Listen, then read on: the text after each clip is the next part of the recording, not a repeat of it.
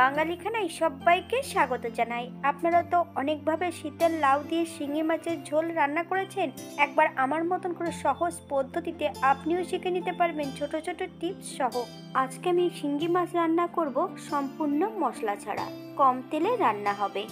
তবে আমার বাড়িতে কিভাবে শীতের লাউ দিয়ে শিঙি মাছের ঝোল রান্না করা হবে চলুন সেটা একবার দেখে নেওয়া যাক ভিডিওর মাধ্যমে।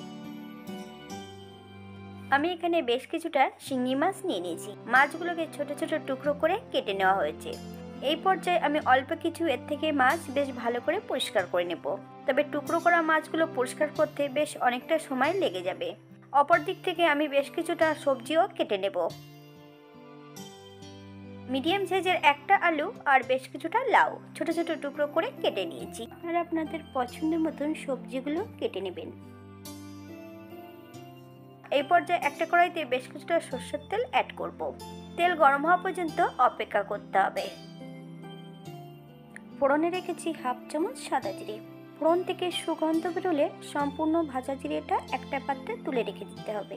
রান্নার কাজে পরে ব্যবহার করব।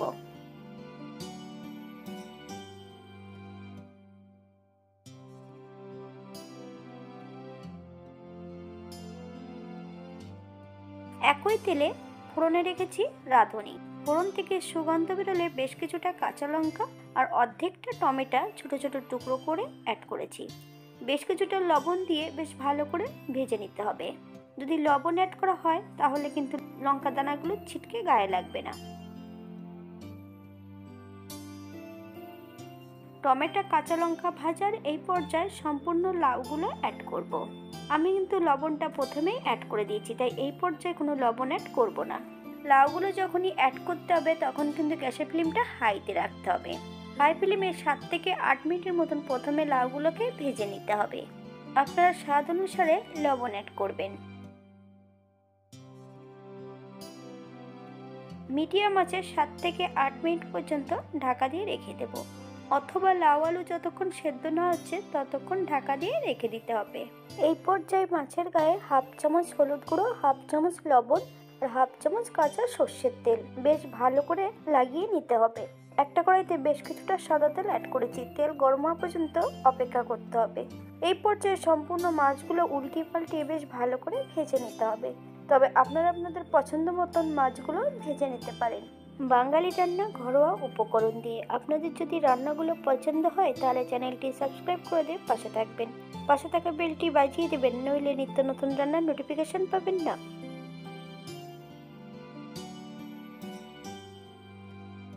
এই পর্যায়ে লাউগুলো প্রায় সেদ্ধ হয়ে গেছে। ভেজে রাখা সম্পূর্ণ মাছগুলো অ্যাড করব।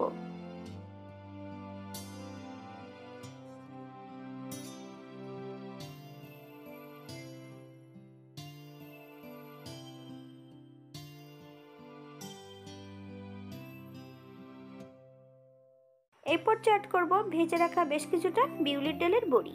মিডিয়াম আঁচে মাছ সহ সবজি দিয়ে বেশ কিছু সময় রান্না করে নিতে হবে।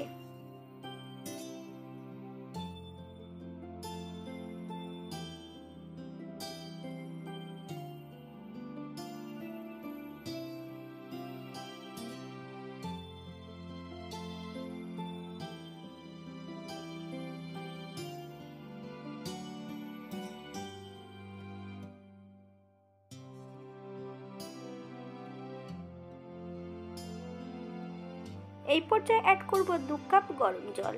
আপনাদের যতটা গ্রেভির প্রয়োজন আপনারা ততটা জল অ্যাড করতে পারেন। তবে লাউ বা বেগুনের ক্ষেত্রে অবশ্যই গরম জল অ্যাড করবেন। 7 থেকে 8 মিনিটের জন্য ঢাকা দিয়ে রেখে দেব, অথবা যতক্ষণ মাছ আলু বড়িগুলো ভালো সেদ্ধ না হচ্ছে ততক্ষণ ঢাকা দিয়ে রেখে দিতে হবে। 7 মিনিট পর এই পর্যায়ে একবার চেক করে নিতে হবে যে লাউগুলো সেদ্ধ হয়েছে কিনা। আপনারা যদি চিনি পছন্দ করেন তাহলে এই পর্যায়ে অ্যাড করতে পারেন।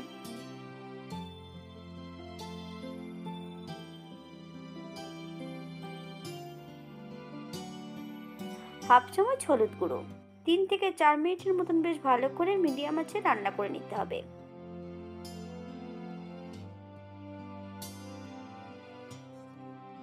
হাফ চামচ লবণ। আপনার স্বাদ অনুসারে লবণটা অ্যাড করবেন।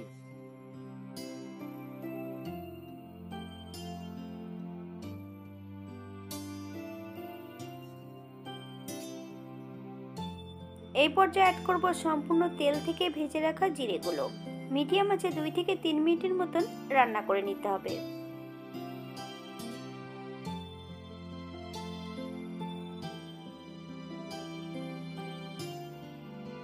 এই পর্যায়ে গ্যাসের ফ্লেমটা অফ করে দিয়ে 5 মিনিটের জন্য স্ট্যান্ডিং টাইম দেব, তারপর সার্ভ করব।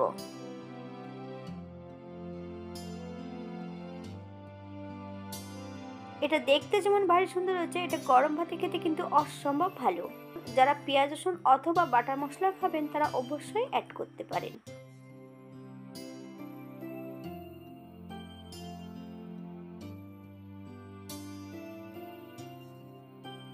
শীতের লাউ আলু বড়ি দিয়ে শিঙি মাছের পাতলা ঝোল খেতে কিন্তু অসম্ভব ভালো।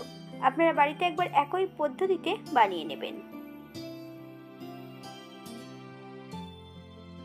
আজকের ভিডিওটি এই পর্যন্ত। সবাই সুস্থ থাকবেন, ভালো থাকবেন। অন্যদের নতুন রেসিপি নিয়ে আপনাদের সামনে আবার আমি হাজির হব। নতুন ও পুরনো সকল বন্ধুদের অসংখ্য ধন্যবাদ ভিডিওটি দেখার জন্য। হাতে যদি সময় থাকে তাহলে একটা লাইক, কমেন্ট, শেয়ার করবেন।